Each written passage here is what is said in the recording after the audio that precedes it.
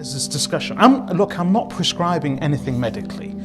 Make sure you consult your doctors and your health professionals. This is just, I'm just sharing my thoughts. But there's this whole discussion about exams. What happens with exams in the month of Ramadan? Pythagoras, the famous Greek mathematician and philosopher, he wanted to take an exam in the University of Alexandria. And he fasted for that exam. Do you know for how long? 40 days. So for the exam, he fasted for 40 days.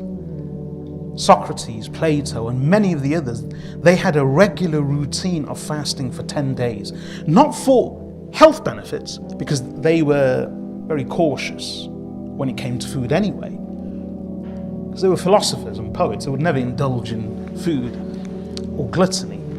So they were healthy and physically anyway. But merely they were already sharp, but to sharpen their minds even further and to gain even more clarity, they would fast regularly for 10 days. Pythagoras did it to enter an exam, and later when he started having a large growing body of students, he had a condition.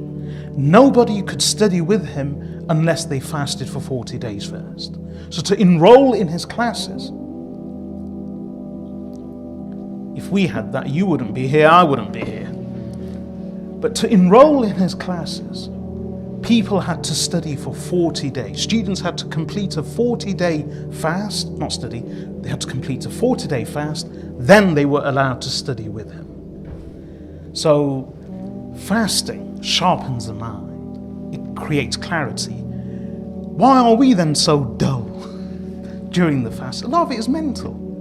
It's all in the mind. We've programmed ourselves, we've conditioned ourselves to feel that if I fast, I'm going to be lethargic, I'm going to be sleepy, I'm going to be drowsy, dull, my mental faculties are going to suffer, I'm going to be weak. Subhanallah, as Muslims, we fast and we are drowsy and dreary. And non-Muslims are fasting without any intention of religion or reward, and they're going for 60-mile, 100-mile bike rides whilst fasting. No food, no drink. So it's possible. We've conditioned and programmed ourselves to believe otherwise.